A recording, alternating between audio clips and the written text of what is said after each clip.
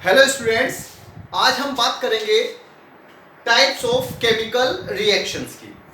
बेटा 10th class में ये फर्स्ट चैप्टर का लास्ट टॉपिक है।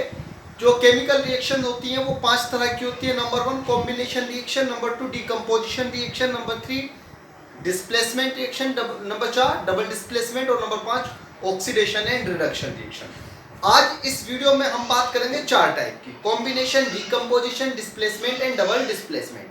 ध्यान से सुने, पहले समझेंगे क्या होता है कॉम्बिनेशन। कॉम्बिनेशन का मतलब होता है योग करना, संयोग करना, मिलना, योगात्मक रिएक्शन, योग करने वाली, यानी कि कॉम्बिनेशन रिएक्शन। ये आप अपनी कॉपी में नोटबुक में नोट करेंगे भाई। Types of chemical reaction 5 types की होती है: combination, double decomposition, displacement, double displacement and oxidation and reduction. फिर आप हेडिंग कर लेंगे पहले कॉम्बिनेशन रिएक्शन की। कॉम्बिनेशन रिएक्शन क्या होती है बेटे? जब दो या दो से ज्यादा सब्सटेंस मिल गए आपस में और वन प्रोडक्ट बनाया तो इसे बोलेंगे हम combination reaction. Again, two or more substances combine to form one product reaction. ये this reactions are known as combination reaction. जो भी रिएक्शन जिनमें ये वाली फिनोमेना होगी। दूसरा पॉइंट है डिकम्पोजिशन रिएक्शन। डिकम्पोजिशन का मतलब डिसोसिएट होना, डिकम्पोज हो जाना, अपघटन हो जाना, स्प्लिट हो जाना, ठीक है, टूट जाना, यानी कि डिकम्पोजिशन। ये इसका उल्टा है। यहाँ तो दो या दो से ज्यादा मिलकर एक प्रोडक्ट बना रहे थे, यहाँ क्या होगा,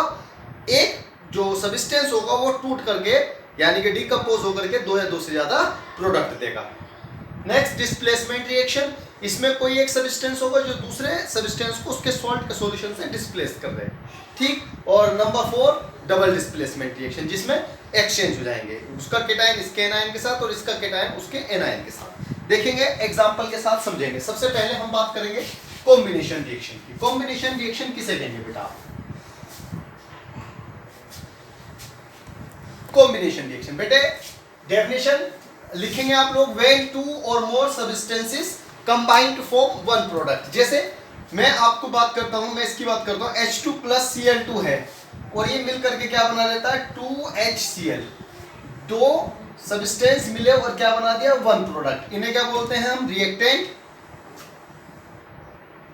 इन्हें बोलते हैं हम प्रोडक्ट। अब जैसे मैं बात करूं किसकी, C plus O2 arrow CO2। इसमें दो सब्सटेंस मिले और क्या बनाया, वन प्रोडक्ट। ये क्या रिएक्शन है? Combination reaction. डेफिनेशन आप लोग दे देंगे, when two or more substances combine to form one product, ठीक है। फिर और भी मेरे पास रिएक्शन है, जैसे आप बात करेंगे NH3 plus HCl arrow NH4Cl। ये बहुत सारे एग्जांपल है, ये भी कॉम्बिनेशन रिएक्शन। मैं बात करूं N2 plus 3H2 arrow 2NH3, ये भी क्या है बेटे? Combination reaction. वो रिएक्शन जिनमें रिएक्टेंट मिलकर के वन प्रोडक्ट बना, ठीक है। डेफिनेशन लिख देंगे आप लोग, क्लियर। कॉम्बिनेशन रिएक्शन जिसमें रिएक्टेंट मिलकर के वन प्रोडक्ट। सेकंड पॉइंट आपका, सेकंड पॉइंट मेरे बच्चों, कॉम्बिनेशन के बाद आपका डिकम्पोजिशन रिएक्शन। तो डिकम्पोजिशन किसे बोलेंगे आप? दो सब्सटेंसेस या those reactions in which one substance give two or more product. Those reactions in which one substance give two or more product. देखिएगा आप, जैसे आपने लाइमस्टोन है CaCO3, इसको हीट कर दिया डेल्टा, तो ये डिकम्पोज हो गया CaO प्लस CO2। इसे क्या बोलेंगे हम? डिकम्पोजिशन। यहाँ पे क्या हो रहा है, एक सब्सटेंस टूट करके दो या दो से ज्यादा प्रोडक्ट देते हैं, क्लियर। और भी मेरे पास एग्जांपल है KClO3। 2KClO3 को मैं गर्म करूं तो बेटे 2KCl plus Cl2 sorry 2KCl plus O2 3O। तो ये क्या रिएक्शन है? ये डिकम्पोजिशन रिएक्शन है। अब डिकम्पोजिशन रिएक्शन जो होती है वो भी दो या दो से ज्यादा तरह की हो सकती है। मतलब डिकम्पोजिशन किसके थ्रू हो रहा है? एक तो हीट, अगर आप हीट कर रहे हैं, हीट से डिकम्पोजिशन होता है। एक क्या होता है, इलेक्ट्रिक करंट से डिकम्पोजिशन होता है, जिसे हम बोलते हैं इलेक्ट्रोलाइसिस, ठीक है ना। जैसे आपने क्या करा, वाटर को इलेक्ट्रोलाइसिस कर दिया, इसमें इलेक्ट्रिक करंट पास करा, इसको क्या बोलेंगे हम? इलेक्ट्रोलाइसिस। तो बेटे जब हम करेंगे तो ये हाइड्रोजन में टूट जाएगा और ऑक्सीजन में टूटेगा। वो भी क्या रहा है? डिकम्पोजिशन, ठीक। नेक्स्ट अगर आप देखें NaCl, 2NaCl, इसका भी क्या करेंगे हम इलेक्ट्रोलाइसिस, तो बेटे 2Na प्लस Cl2, ये भी डिकम्पोज हो जाएगा। ठीक है, तो अगर आपने गर्म करा तो इसे थर्मल डिकम्पोजिशन कहते हैं, और अगर आपने इलेक्ट्रिक करंट के थ्रू करंट पास करके डिकम्पोजिशन किया तो उसको क्या बोलते हैं हम लोग, इलेक्ट्रोलाइसिस। क्लियर? ये कॉम्बिनेशन रिएक्शन का अपोजिट होता है। तो आप लोग नोट्स में लिखेंगे, कोई प्रॉब्लम हो मुझे बताना, एग्जाम्पल करके, एग्जाम्पल 1, एग्जाम्पल 2। ठीक है, आपको एकदम देखना और एकदम बस बताना ये डिकम्पोजिशन रिएक्शन। क्लियर? इसके बाद है displacement reaction. Displacement reaction, displacement reaction वह रिएक्शन जिसमें एक सब्सटेंस, डिस्प्लेसमेंट रिएक्शन। देखिए, अगर आपके पास कॉपर सल्फेट का सॉल्यूशन है, कॉपर सल्फेट, नीलत होता भी बोलते हैं इसको, सॉलिड होता है, इसको पानी में डाल दीजिए घुल जाएगा, तो कॉपर सल्फेट का सॉल्यूशन हो गया। इसमें जैसे ही आप आयरन डालेंगे, आयरन की कील डाल दीजिएगा, तो यहाँ पे क्या होगा, आयरन है कॉपर को डिस्प्लेस कर देगा, यहां से हटा देगा कॉपर को और खुद जुड़ जाएगा सल्फेट के साथ, FeSO4 प्लस Cu। ठीक, ध्यान से सुन लीजिए, CuSO4 में Fe की कील डाली तो क्या करा उसने, Cu को डिकम्पोज कर दिया, सॉरी डिस्प्लेसमेंट कर दिया। ये कॉपर जो होता है कीलों पर जमा हो जाता, आपने देखा हो आयरन पे कॉपर की लेयर जमी हुई, तो वो इसी के थ्रू, डिस्प्लेसमेंट रिएक्शन के थ्रू किया जाता है। ठीक है, बहुत सारे एग्जाम्पल है। अब सवाल इसमें ये रहता है, कौन मेटल किसको डिस्प्लेसमेंट कर सकता है, किसको डिस्प्लेस कर सकता है। ये एक इलेक्ट्रोकेमिकल सीरीज होती है, हालांकि इलेक्ट्रोकेमिकल सीरीज में बहुत सारे एलिमेंट है, यहाँ पे कुछ ही एलिमेंट दे रखे 10th क्लास के हिसाब से। तो पोटेशियम है, सोडियम है, calcium, magnesium, aluminium, zinc, iron, hydrogen, copper, silver and gold, चांदी, तांबा, चांदी, सोना। ये जो मेटल है, जो ऊपर वाले मेटल है, वो बहुत रिएक्टिव होते हैं, वो अपने से नीचे वाले मेटल को उसके सॉल्ट के सॉल्यूशन से डिस्प्लेस कर देते हैं। देखिए, जैसे कि अगर मैं ये रिएक्शन दूं CuSO4 plus Ag aqueous solution में, यहाँ पे एक्वस सॉल्यूशन बन जाता है इसका, तो यहाँ पे कोई रिएक्शन नहीं। क्यों नहीं होगी?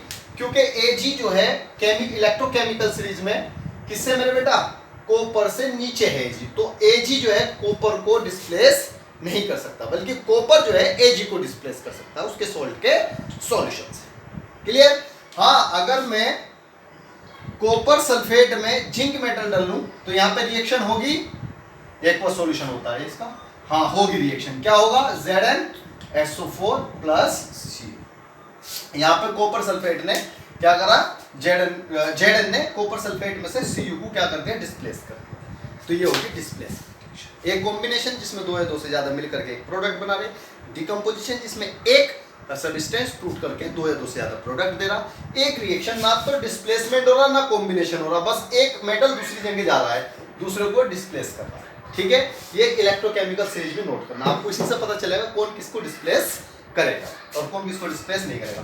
फॉर एग्जाम्पल, अगर मैं कहूँ Zn को मैंने डाला सिल्वर नाइट्रेट के सॉल्यूशन में, AgNO3 एक्वस सॉल्यूशन होता है, तो क्या रिएक्शन होगी, बिल्कुल होगी।